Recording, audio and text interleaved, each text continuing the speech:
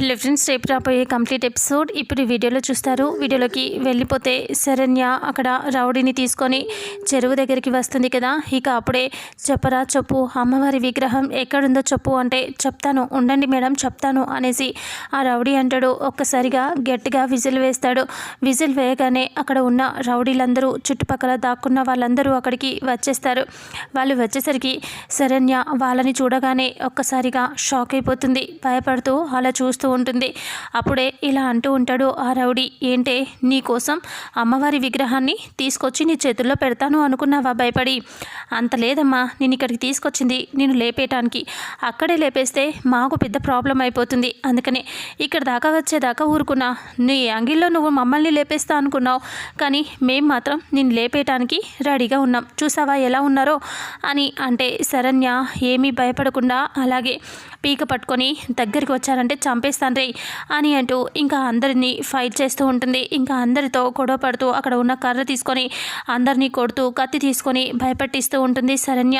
ఆ రౌడీలు మాత్రం ఇంకా అలా పడిపోతూ లేస్తూ తన పైకి వస్తూ ఉంటారు. అలా శరణ్య అలా కత్తి తీసుకొని ఆ రౌడీ దగ్గరికి వెళ్తుంది. చెప్పరా, నిజం చెప్పండిరా, ఎక్కడుంది అమ్మవారి విగ్రహం అని అంటూ కొడుతూ ఉంటారు. కొడుతూ ఉంటుంది శరణ్య. అంతలో ఇక అప్పుడే ఒకటి దగ్గరికి వెళ్ళి పీక మీద కత్తి పెడుతుంది. వేరే ఇద్దరు పడిపోతారు. వాడి దగ్గరికి వచ్చి పీక మీద కత్తి పెట్టి ఇలా అంటూ ఉంటుంది, చెప్పండిరా అమ్మవారిని ఎక్కడ దాచిపెట్టారో చెప్పరా అని అంటే ఇంకా అప్పుడే అలా చూస్తూ ఉంటాడు వాడు. అంతలో ఇంకా శరణ్యకి ఇలా అంటూ ఉంటాడు, అమ్మవారి విగ్రహం దాచిపెట్టాము అనుకుంటున్నావా?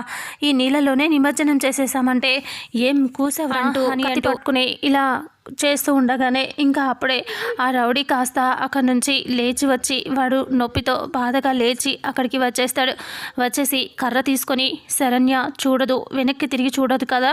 అప్పుడే ఆడు వెనుక నుంచి తల మీద ఒక్కటి గట్టిగా కొడతాడు. కొట్టేసరికి అమ్మ అని చెప్పి కింద పడిపోతుంది శరణ్య.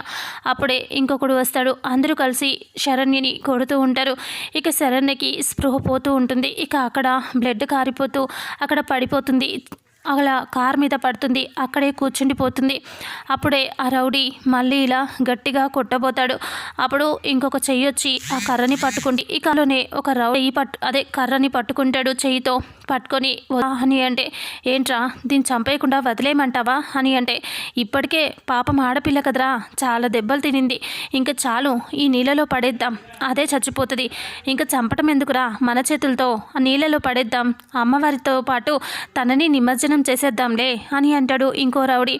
అలా అనేసరికి సరే అని చెప్పేసి అందరూ కలిసి శరణ్యని తీసుకొని వెళ్తారు. అలా వెళ్ళిపోయి నీళ్ళలో చూడు ఇదిగో అమ్మవారితో పాటు నిన్ను కూడా నిమజ్జనం చేస్తున్నాం, నువ్వు కూడా చచ్చిపోతున్నావు అనేసి నీటిలో పడేస్తారు. శరణ్య అలా నీటిలో మునిగిపోతూ ఉంటుంది. ఇక ఇక్కడేమో ఆనంద తేలు కుట్టిన బాధలో కూర్చొని ఉంటుంది. ప్రీతి ఇలా అంటుంది, పూజ చేయటానికి ఇంతసేపు టైం తీసుకుంటారా ఎవరైనా? ఇంకా పూజ చేయండి, అభిషేకం చేసేసి అమ్మవారికి బట్టలు పెట్టి పూజలు మొదలు పెట్టండి, ఇంకా ఎంతసేపు అని ఎదురు చూస్తారు అని అంటే ఆనంద వాళ్ళక్క కంగారు పడుతూ చూస్తూ ఉంటుంది. అవునవును పూజ మొదలు పెట్టండి పంతులు గారు అని అంటూ ఉంటే ఇంకా అప్పుడు ఆనంద అలా చూస్తూ ఇంకా అలాగే చూస్తూ కళ్ళు తిరుగుతూ ఉంటాయి. ఇంకా అప్పుడు ప్రీతి అంటుంది, మీరందరూ అడగండి చేస్తారు అంటే ఆనంద వాళ్ళక్క ఇలా అంటుంది, కొంచెం సేపు ఆగండమ్మా అంటే ఇంకా ఎంతసేపు ఆగాలండి, మీకోసం మేము ఎప్పటి నుంచో ఎదురు చూస్తున్నాం, మేము బట్టలు కొని చాలాసేపు అయింది, అప్పటి నుంచి ఇదే మాట చెప్తున్నారు, ఇంకా కొంచెం సేపు అని.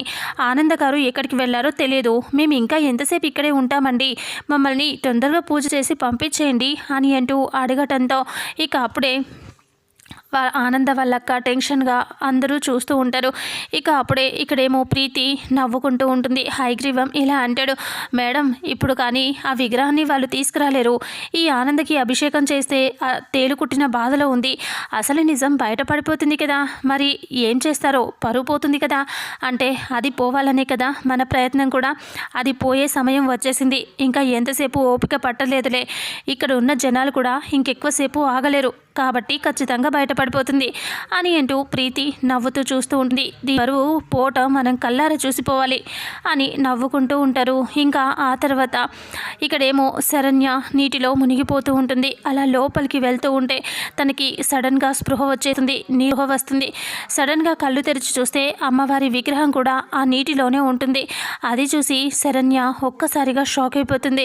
అమ్మవారి విగ్రహం చూడగానే ఆనందంతో అలా దెబ్బలు తగిలినా సరే ఇంకా పైకి తేలుతుంది. ఇంకా చాలా హ్యాపీగా ఫీల్ అవుతూ పైకి తేలి ఇలా చూస్తుంది. అమ్మవారి విగ్రహాన్ని మళ్ళీ లోపలికి వెళ్ళి చూస్తుంది. అమ్మవారి విగ్రహమే ఇక్కడే ఉంది అని అనుకుంటూ ఇంకా శరణ్య అలా చూస్తూ మళ్ళీ పైకి లేచి చూస్తూ ఉంటే అక్కడికి బట్టలు ఉతకటం కోసం కొంతమంది ఆడవాళ్ళు వచ్చేస్తారు. వాళ్ళు వచ్చేసి అలా నిలబడి చూస్తూ ఉంటే శరణ్య నీటిలో నుంచి రావటం వాళ్ళు అలాగే చూస్తూ ఉంటారు.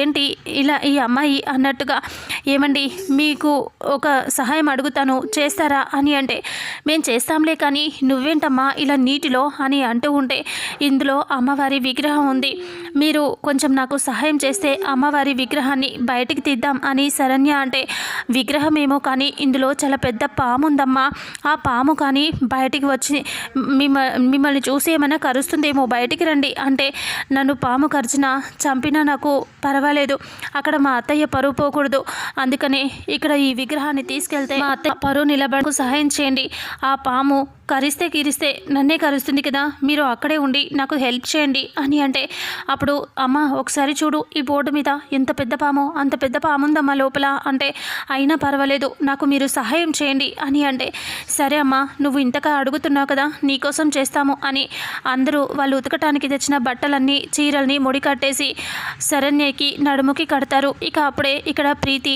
నవ్వుకుంటూ ఇలా అంటూ ఉంటుంది, ఇంకా ఏం తెస్తుంది, అక్కడ వెళ్ళిన వాళ్ళు అక్కడే చచ్చుంటారు, ఇంక ఇదేమో ఇక్కడ పరువు పోతుంది, అసలు ఆ విషయం తెలిసి ఇంకా ఎంతసేపు ఓపిక పడుతుంది, దీని పరువు తీసి మనం పోవాలి అని ప్రీతి హ్యాపీగా ఫీల్ అవుతాయి. ఆనంద వాళ్ళ అక్క ఏమో టెన్షన్ పడుతూ, అమ్మా నువ్వు ఉన్నావని నిన్ను నీవు నిరూపించుకోమ్మా, మాకు చాలా టెన్షన్గా ఉంది, మా పరువు పోకుండా చూడమ్మా అని ఆనంద వాళ్ళ అక్క దండం పెట్టుకుంటూ ఉంటుంది. శరణ్య నీటిలో మునిగుతుంది కదా, ఇంకా అలా లోపలికి వెళ్తుంది. నడుముకి చీరలు కట్టి అలా పంపించేస్తారు. అమ్మవారి విగ్రహం దగ్గరికి వెళ్ళి శరణ్య అమ్మవారి విగ్రహాన్ని తీసుకొచ్చేసి ఇలా పైకి తేలుతుంది. అలా లేచి చూసేసరికి అక్కడ ఉన్న ఆడవాళ్ళు కాదు, అందరూ చీరలు పట్టుకొని ఆ రౌడీలే ఉంటారు. ఇంకా అప్పుడే వాళ్ళని చూసేసరికి శరణ్య షాక్ అయిపోతుంది. ఆ విగ్రహం తీసుకొచ్చిన ఆనందం ఒక్క క్షణం కూడా ఉండదు. రౌడీలను చూస్తే రౌడీలు నవ్వుతూ ఉంటారు. ఏంటి నువ్వు ఇంకా చావలేదే, నువ్వు చచ్చిపోయావు అనుకున్నామే, నువ్వు చచ్చిపోలేదా, అయితే చూడు ఇప్పుడు ఈ విగ్రహంతో పాటు మళ్ళీ నువ్వు చావాల్సిందేనే అని అంటూ ఉంటారు. ఇంకా అప్పుడే శరణ్య టెన్షన్గా భయంగా చూస్తూ ఉంటుంది. ఇక అప్పుడు ఇలా అంటూ ఉంటారు, విగ్రహాన్ని తీసుకుపోదామనే, పోనీలే పాపం ఆడదానివి ఏం చంపుదాంలే అనుకుంటే మళ్ళీ విగ్రహం పట్టుకొని వచ్చేసింది రే, దీన్ని ఎలా వెళ్ళనిస్తాం మనం అని నవ్వుకుంటూ ఉంటారు. ఇక శరణ్య టెన్షన్గా చూస్తూ ఉంటుంది. వెనక నుంచి ఆ చీరని పట్టుకొని దర్శన్ నిలబడతాడుగానే శరణ్య ఒక్కసారిగా ఆనందంగా నవ్వుతూ చూస్తూ ఉంటుంది. అప్పుడు ఆ రౌడీలు ఇలా అనుకుంటారు, ఇదేంట్రా మనం తిడుతూ ఉంటే చంపేస్తామంటూ ఉంటే నవ్వుతుందేంటి అని అంటూ ఉంటారు. సడన్గా వెనక్కి తిరిగి చూస్తారు. చూసేసరికి దర్శన్ కనిపిస్తాడు. దర్శన్ని చూడగానే ఒక్కసారిగా అందరూ షాక్ అయిపోతారు. ఇక అప్పుడే దర్శన్ ఇలా వాళ్ళని కొట్టడం మొదలు పెడతాడు. దర్శన్ వాళ్ళతో ఫైట్ చేస్తూ ఉంటాడు. శరణ్య ఆనందంగా చూస్తూ ఉంటుంది. దర్శన్ ఆ రౌడీలతో ఫైట్ చేస్తూ గొడవ పడుతూ ఉంటాడు. ఇక్కడ అమ్మవారి విగ్రహం ఆనందని, ఇక్కడ శరణ్యని వాళ్ళని చూపిస్తూ ఉంటారు. ఇక దర్శన్ మళ్ళీ వాళ్ళని ఫైట్ చేసి శరణ్య దర్శన్ ఇద్దరూ కలిసి విగ్రహాన్ని తీసుకెళ్ళి ఆనంద పరువు కాపాడతారా, మళ్ళీ ఈ రౌడీలు ఏమైనా చేసి వీళ్ళని ఇక్కడే బంధిస్తారా, అసలు ఏం జరుగుతుందనేది రాబోయే నెక్స్ట్ ఫుల్ ఎపిసోడ్లో తెలుసుకుందాం. వీడియోని చూసిన ప్రతి ఒక్కరూ వీడియోని లైక్ చేయండి, అలాగే షేర్ చేయండి. మన ఛానల్లో మరిన్ని అప్డేట్స్ కోసం ఛానల్ని సబ్స్క్రైబ్ చేసుకోండి. Thank you so much.